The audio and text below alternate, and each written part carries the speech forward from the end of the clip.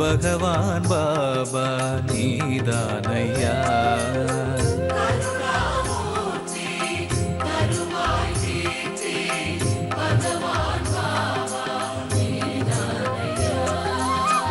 அருள் மாமலையே அழியா புகழே உனையன்றி வேறு கதியேதையா.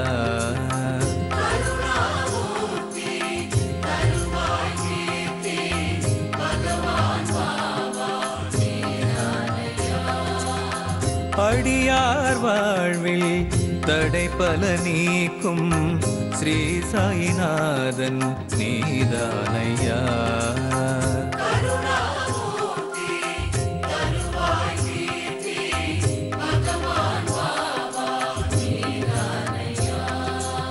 உனையே நாடி உன் புகழ் பாடி வருவோம் நாங்கள் கண் பாராய். விடியாவானம் நொடியினில் பூக்கும் அதுவும் உந்தன் அருளாகும்.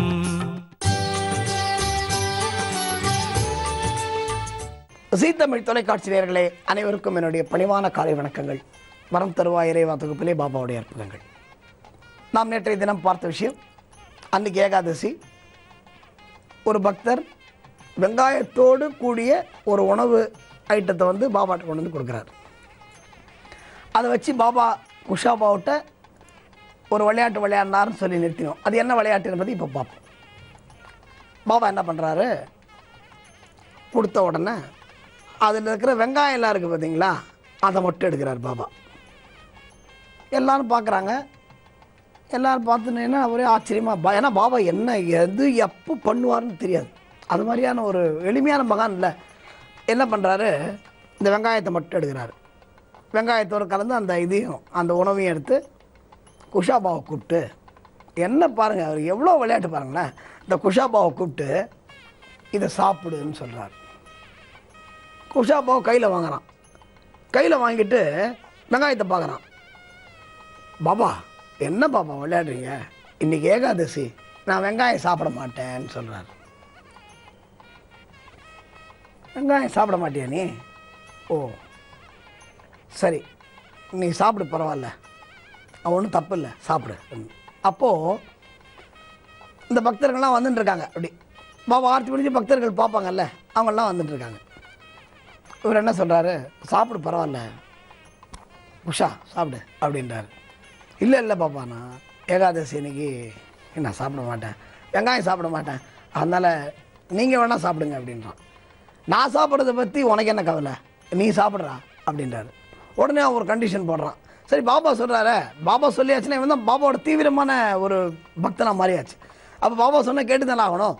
இவன் என்ன சொல்கிறான், சரி பாபா, ஆனால் ஒரே ஒரு கண்டிஷன், நீங்கள் சாப்பிட்டுட்டு கொடுங்க, நான் சாப்பிட்றேன்றான். இவன் என்ன நினச்சிட்டு இருக்கான், பாபா வெங்காயம் சாப்பிட வர மாட்டான்னு இவனுக்கு ஒரு சந்தேகம். பாபா அதை வச்சு கூட விளையாடலாம்ல, இப்போ நான் சாப்பிட மாட்டேன், நீ ஏன்டா சாப்பிட்ட அப்படின்னு கேட்கலாம். ஏன்னா பாபா என்ன பண்ணுவான்னு தெரியாது. அதனால் என்ன பண்ணிட்டான், ரொம்ப உஷாரா, சரி பாப்பா எனக்கு ஒன்றும் பிரச்சனை இல்லை சாப்பிட்றதுக்கு, நீங்களே சாப்பிடுன்னு சொன்னால் எனக்கு என்ன ப்ராப்ளம், அதனால் நீங்கள் முன்னாடி சாப்பிட்டுட்டு கொடுங்க, நான் சாப்பிட்றேன் அப்படின்னு. அவ்வளோதானே, கொடு அப்படின்னு சொல்லிட்டு பாபா வேணும்ட்டு என்ன பண்ணாராம், அந்த உணவு ஐட்டத்தில் இருந்த வெங்காயத்தை மட்டும் எடுத்தாராம். எல்லா வெங்காயத்தையும் எடுத்து பாபா சாப்பிட்டாராம். சாப்பிட்டு முடிச்சுட்டு இன்னும் கொஞ்சம் எடுத்து போட்டு இந்தாடா நீ சாப்பிட்றான்னு கொடுத்தாராம். இது எல்லாம் பார்க்குறாங்க, ஊரில் எல்லாம் பார்க்குறாங்க. இப்போது பாபா சாப்பிட்டுட்டு மிச்சத்தை இவன்கிட்ட கொடுக்குறாரு. யார்கிட்ட, குஷாபாவிட்ட கொடுக்குறாரு. குஷாபாவை சந்தோஷமாக வாங்கிட்டு, நான் பாபாவே சாப்பிட்டாச்சு, பாபா பர்மிஷன் கொடுத்தாச்சு, இனிமேல் நம்ம என்ன அப்படின்னு சொல்லிட்டு அவனும் சாப்பிட்டான். அப்போது பாபாவுடைய பக்தர்கள்லாம் வராங்க. அந்த ஒவ்வொருத்தராக நிறைய பேர் அப்போ தான் கூட்டம் சேர ஆரம்பிக்கிறது. கூட்டம் சேர ஆரம்பிச்சுன்னா பாபா பண்ண விளையாட்டு பாருங்கள். திடீர்னு பாபா சொல்கிறாரு அவரோட தீவிரமான பக்தர்கிட்ட, பாபாவோட ஃப்ரெண்ட்ஸ் எல்லாம் இருப்பாங்கல்ல, அவங்கள்ட்ட சொல்கிறாரு, இங்கே பாரு, இந்த குஷாபாவை வந்து தன்னை பிராமணன் சொல்லிக்கிறான், ஏகாதசி அன்னைக்கு வெங்காயத்தை சாப்பிட்டுருக்கான் பார் அப்படின்னு சொல்கிறார். எல்லாம் சிரிக்கிறாங்க. எல்லாம் சிரித்த உடனே இவனுக்கு பயங்கர கோபம் வந்துடுது. இவனுக்கு இவர் தான் பாபா தானே சாப்பிட சொன்னார், இவனுக்கு பயங்கர கோபம் வந்துடுது குஷாபாவுக்கு. என்ன பாப்பா விளையாடுறீங்க, நீங்கள் நான் தான் சாப்பிட மாட்டேன்னு சொன்னேன்ல, நீ தான் பெரிய பிராமணன் சொல்கிறியப்பா. அன்பர்களே, இதில் தான் பாபா நமக்கு உணர்த்துவது என்ன தெரியுமா? ஜாதி மதம் பேதம் கிடையாது பாபாவுக்கு என்பதை இதில் சொல்கிறார் அவர். ஏன்னா பாபா ஒரு இடத்துல சொல்கிறார், எல்லா மதத்தினரும் ஒன்று, எல்லா ஜாதியும் ஒன்று. ஏன்னா இவங்க எல்லாரும் ஒரே கடவுள் கீழ் வருகிறார்கள். இப்போது ஒரே கொடை கீழே நிற்கும்போது மழையில் தான் நனையக்கூடாது இல்லையா? மழையில் நனையக்கூடாது, வெளியில் வர மழையில் நனையக்கூடாது. ஒரே கொடைக்குள்ளே வந்துட்டோம்னா அப்போ எல்லாம் ஒன்று தானே. அப்போ நாம் தண்ணியில் நனையக்கூடாதுன்னு தான் நம்ம எல்லாம் பக்கத்தில் நிற்போமே தவிர, அந்த நேரத்தில் நீ என்ன ஜாதி நான் என்ன மதம் பார்ப்போமா? பார்க்க மாட்டோம். ஏன்னா நம்மளோட எய்ம் என்ன? மழையில் நனையக்கூடாது. அதே மாதிரி கடவுள் ஒருவனே என்ற எண்ணம் உனக்கு வந்துவிட்டால் உனக்கு இந்த ஜாதி மதம் கண்ணுக்கு தெரியாதுன்றார் பாபா. எவ்வளோ பெரிய அற்புதமான தத்துவம் பாருங்கள். அதுக்கு இந்த கொடையை சொன்னார் பாபா அழகாக. இப்போ இந்த கொடைக்குள்ளே நீ வந்துட்டேன்னா மழையில் நீ நினைக்கக்கூடாது. அன்பர்களே, இதில் பாபா இன்னொரு விஷயம் பண்ணார். இந்த குஷாபாவ் கதைக்குள் நாம் இதற்குள் நுழைவோம். இப்போ அந்த கதையை பார்த்துட்டுருக்கோம். இப்போ இதுக்குள்ளே இன்னொரு சின்ன கதை உள்ள போவோம். அதை போயிட்டு திருப்பி மீண்டும் குஷாபாவ் கதைக்கு வருவோம். அது என்ன கதை? ரொம்ப சுவையான கதை. ஜாதி மத பேதம் இல்லை என்பதை நிரூபித்த மகான் பாபா என்பதற்கு எடுத்துக்காட்டான ஒரு கதை. அந்த கதை அது நாளை. ஓம் சாய்ராம். தென்னாடுடைய பெரியவா போற்றி,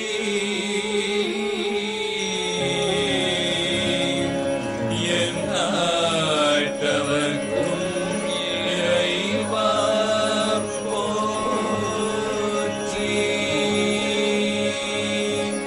சர்வஜ்ஞா சர்வவ்யாபி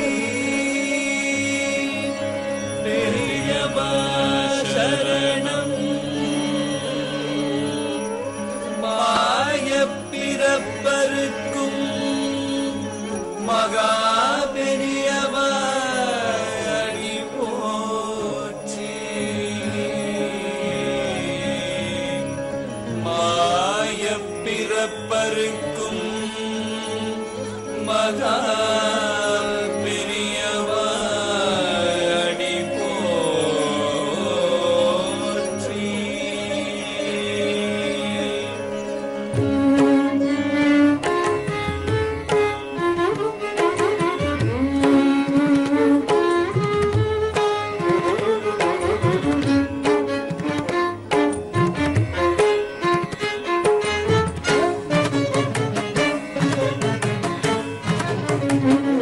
பார்த்துக்கிட்டே இருக்க தோணுது, பெரிய மாலை பார்த்துக்கிட்டே இருக்க தோணுது, பார்த்துக்கிட்டே இருக்க தோணுது, பெரிய மாலை பார்த்துக்கிட்டே இருக்க தோணுது, பார்த்துக்கிட்டே இருக்க தோணுது, பெரிய மாலை பிரிந்து வர மனமும் மறுக்குது, பார்த்துக்கிட்டே இருக்க தோணுது, பெரிய வாழை பார்த்துக்கிட்டே இருக்க தோணுது.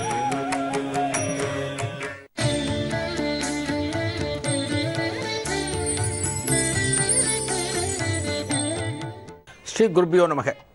ஓம் காஞ்சி வாசாய வித்மகே சாந்த ரூபாய தீமகி தன்னஸ் சந்திரசேகரேந்திர பிரச்சோதயாத். ஜி தமிழ் தொலைக்காட்சி நேயர்கள் அனைவருக்கும் பி சுவாமிநாதனின் இனிய காலை வணக்கம். தெய்வத்தின் குரல் நிகழ்ச்சியில் காஞ்சி மகா சுவாமிகள், அதாவது கலியுக தெய்வமாக விளங்கிய நடமாடும் தெய்வமாக நம்மிடம் நடமாடிக்கொண்டிருந்த காஞ்சி மகா சுவாமிகளை பற்றி நம்ம பார்த்துட்டுருக்கோம்.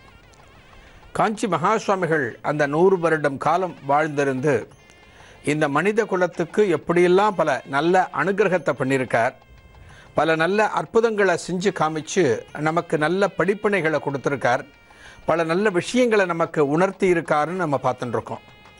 நான் அடிக்கடி சொல்லக்கூடிய ஒரு விஷயம் என்னென்னா, மகா சுவாமிகள் தொடர்பான சம்பவங்களை நம்ம பார்க்கும்போது அதை ஒரு கதையாக மட்டும் பார்க்கக்கூடாது. அந்த கதைக்குள்ள எத்தகைய ஒரு செய்தியை மகா சுவாமிகள் நமக்கு சொல்கிறாருன்னு பார்க்கணும். மகா சுவாமிகள் வாழ்ந்த காலத்தில் எத்தனையோ விதமான அன்பர்கள் மகா சுவாமிகளை தரிசிக்க காஞ்சி ஸ்ரீமடத்துக்கு வந்திருக்கா. பணக்காரர்கள் வந்திருக்கா, ஏழை அன்பர்கள் வந்திருக்கா, பிரம்மச்சாரி பசங்க வந்திருக்கா, குடும்பஸ்தர்கள் வந்திருக்கா, சின்ன பசங்க படிக்கிற பசங்க வந்திருக்கா, எல்லாருமே மகா சுவாமிகளோட சன்னிதானத்துக்கு வந்திருக்கா. இத்தகைய அன்பர்கள் அத்தனை பேருக்குமே மகா சுவாமிகள் ஒரு விஷயத்தை, ஏதோ ஒரு சம்பவத்தை நிகழ்த்தி காமிச்சு ஒரு மெசேஜ் கொடுத்துருக்கார். மகா சுவாமிகளை நாம் இன்றைக்கு வழிபடுகிறோம் அப்படின்னா, அந்த தெய்வத்தை நாம் இன்றைக்கு தரிசிக்கிறோம் அப்படின்னா, இந்த தரிசனம் அப்படிங்கிறது நமக்கு பல நல்ல அனுகூலங்களை கொடுக்கும் அப்படிங்கிற நம்பிக்கை முதல்ல நமக்கு இருக்கணும். இந்த மகானோட சந்நிதிக்கு நாம் போகிறோம், இந்த மகானை நாம் வழிபடுறோம் அப்படின்னா, இந்த மகானை வழிபட்டால் அனைத்து விதமான நலன்களும் நமக்கு கிடைக்கும். நாம் என்ன எதிர்பார்க்கிறோமோ, நியாயமான ஆசைகள், நியாயமான கோரிக்கைகள் என்ன நமக்கு இருக்கோ அதை இந்த மகானோட சந்நிதியில் வச்சா இவை நிச்சயமாக நிறைவேறுங்கிற நம்பிக்கை இருக்கணும். மகா சுவாமிகள் காலத்தில், மகா சுவாமிகள் காஞ்சிபுரத்தில் இருக்கார். அப்போ ஒரு கணவன் மனைவி 2 பேரும் காஞ்சிபுரத்துக்கு போகிறார். இந்த கணவன் ஒரு அரசாங்க ஊழியர். அரசாங்க ஊழியராக இருந்தாலுமே அவரோட சம்பளம் அவரோட குடும்பத்தை நிர்வகிக்க போகிறல. குழந்தைங்களுக்கு கல்வி, மனைவிக்கு வீட்டில் ஏதான தேவைன்னா பணத்தை கொடுக்கணும், அங்கே இங்கன்னு அவருக்கு பலவிதமான செலவினங்கள். இந்த பணம் போகிறல அவருக்கு ஒரே மனசில் ஒரு தாங்கல் ஆகிடுது, ஒரு ஏக்கம் வந்துடுத்த மனசில்.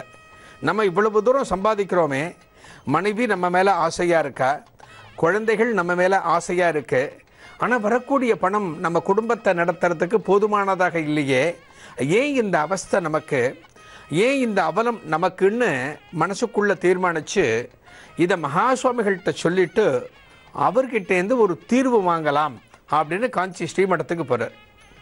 மகா சுவாமிகளோட சன்னிதானத்துக்கு போயிட்டார்.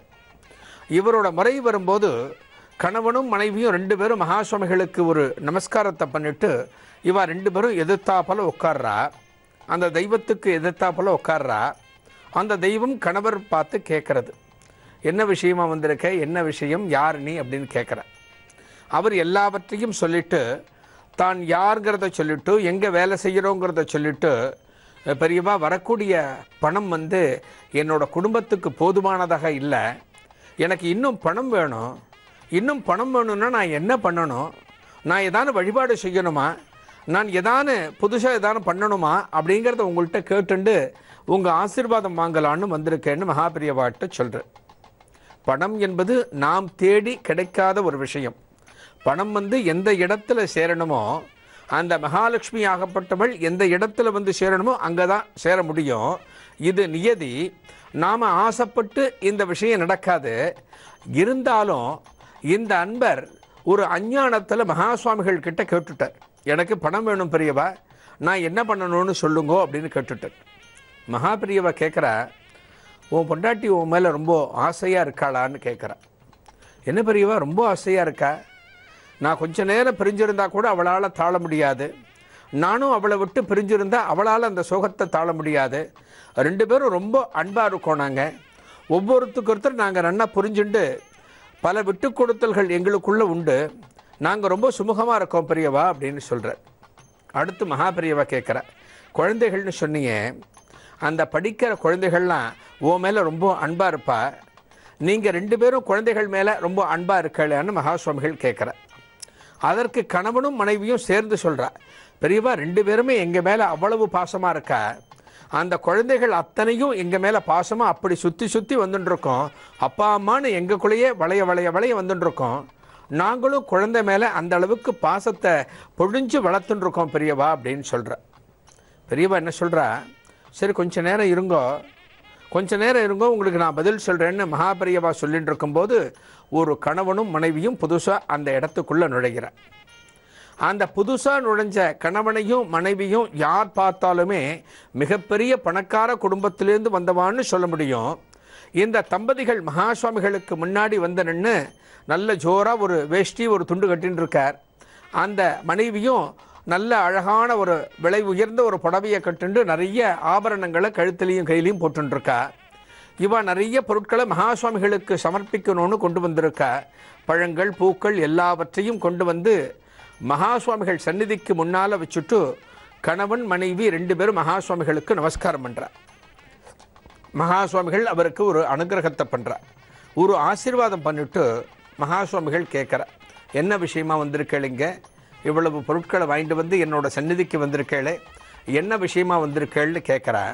அந்த பணக்கார கணவர் சொல்கிறார், மகாசுவாமிகளை பார்த்து சொல்கிறார், பெரியவா எங்களுக்கு சகலவிதமான வசதிகளும் இருக்குது, எங்களுக்கு செல்வச் செழிப்பில் எந்த விதமான குறைவும் கிடையாது, நிறைய சொந்தமான பங்களா இருக்குது, நிறைய தொழில் இருக்குது, நிறைய உத்தியோகஸ்தானங்கள் நிறைய இருக்குது எங்களுக்கு. ஆனாலும் எங்களுக்கு இருக்கிற பசங்க குடி குடிச்சிட்டு, அதாவது எந்த வாழ்க்கை நெறிப்புறைப்படி எப்படி வாழ வேண்டுமோ அப்படி வாழாமல் தவறுதலான பழக்கங்களை ஏற்படுத்திண்டு அவள்லாம் ஒரு வழி தவறி போயிட்டா. அவளை திரும்ப சரியான இடத்துக்கு உரிய முறையில் கொண்டு வர முடியல. நானும் எவ்வளவோ போராடி பார்த்துட்டேன். இந்த காரணத்தினால என்னோட உடல்நிலை பாதிக்கப்பட்டுடுத்து, என்னோட மனைவிக்கும் உடல்நிலை பாதிக்கப்பட்டுடுத்து, எனக்கு சர்க்கரை நோய் வேற வந்து கொஞ்சம் அவசப்பட்டு இருக்க பெரியவா. ஒரு நல்ல வேளைக்கு நல்ல சாப்பாட்டை என்னால் சாப்பிட முடியல, வேளைக்கு என்னால் தூங்க முடியல, நான் ரொம்பவும் அவசப்பட்டுருக்க பெரியவா. இந்த பணத்தை வச்சுண்டு என்னால் நிம்மதியை வாங்க முடியல பெரியவான்னு பெரியவா சன்னதியில் கண்கலங்க இந்த கணவனும் மனைவியும் 2 பேரும் சொல்கிறார். சொன்ன உடனே மகாசுவாமிகள் அவரை பார்க்குறார். இந்த பக்கம் உட்கார்ந்துருக்கா கணவன் மனைவி, அதாவது அரசாங்க அலுவலகத்தில் பணிபுரியக்கூடிய கணவன் உட்கார்ந்துருக்கார், பக்கத்தில் மனைவி உட்கார்ந்துருக்கா. இந்த சம்பாஷணைகள் அத்தனையையும் இவா 2 பேரும் கவனிச்சுருக்கா. இவா 2 பேரும் இதை கவனிச்சுருக்காளான்னு மகாசுவாமிகளும் ஒரு முறை பார்வை பார்த்துட்டார். இந்த பணக்கார கணவருக்கு மகாசுவாமிகள் என்ன சொன்னார், இதன் மூலமாக மகாசுவாமிகள் நமக்கு என்ன விஷயத்தை சொல்ல வருகிறார் அப்படிங்கிறத அடுத்த தெய்வத்தின் குரல் நிகழ்ச்சியில் பார்க்கலாம். நன்றி, வணக்கம்.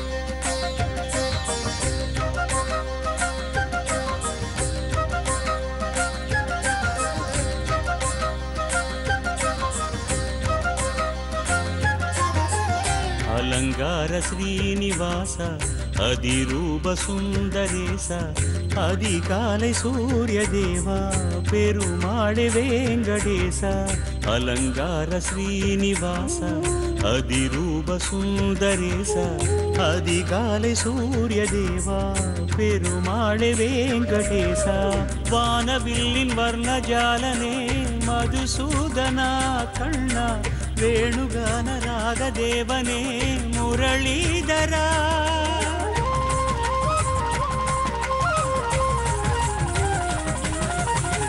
வானவில்லின் வர்ணஜாலனே மதுசூதனா கண்ணா வேணுகான ராகதேவனே முரளீதரா திருப்பதி ஏழுமலையில் எழில் மிகும் வெள்ளி நிலவில் பொழிந்திடும் கீதமழையில் மலர்ந்திடும் பாரிஜாத பூவில் அலங்கார ஸ்ரீனிவாச அதிரூப சுந்தரேச அதிகாலை சூரிய தேவா பெருமாளே வேங்கடேசா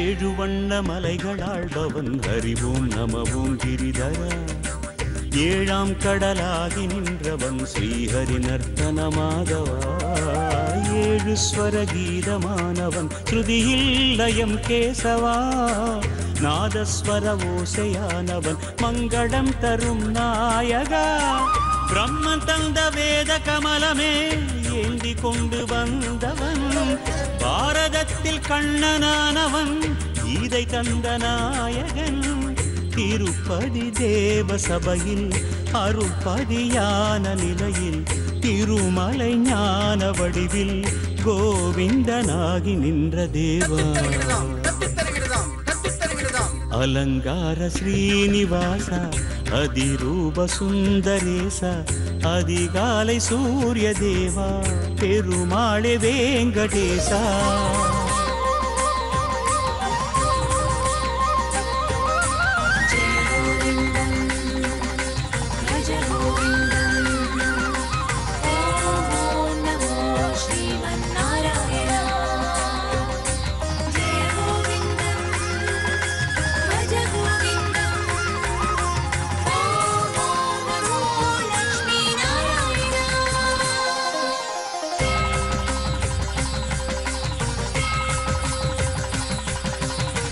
நீலவண்ண மேகநாதனை திருமலை எங்கும் தேடினே சங்கு சக்கர கருட வாகனன் வருவான் என்று ஏங்கினே கோவிந்த நாம கீதமே இரவும் பகலும் பாடினேன் காணுகின்ற காட்சிகளெல்லாம் நந்த கோவிந்தனாகினான் சிறகொடிந்த பறவையாகினேன் கரம் கொடுத்து தாங்கினான் மனம் மகிழ்ந்த ஸ்ரீனிவாசனே வைகுண்டம் காட்டினான் கண்ணனாக காட்சி தந்தான் ரங்கநாதனாகி நின்றான் ராமனாக காட்சி தந்தான் கோவிந்த பாத பூஜை செய்தேன் அலங்கார ஸ்ரீனிவாச அதிரூப சுந்தரேச அதிகாலை சூரிய தேவா பெருமாளே வெங்கடேசா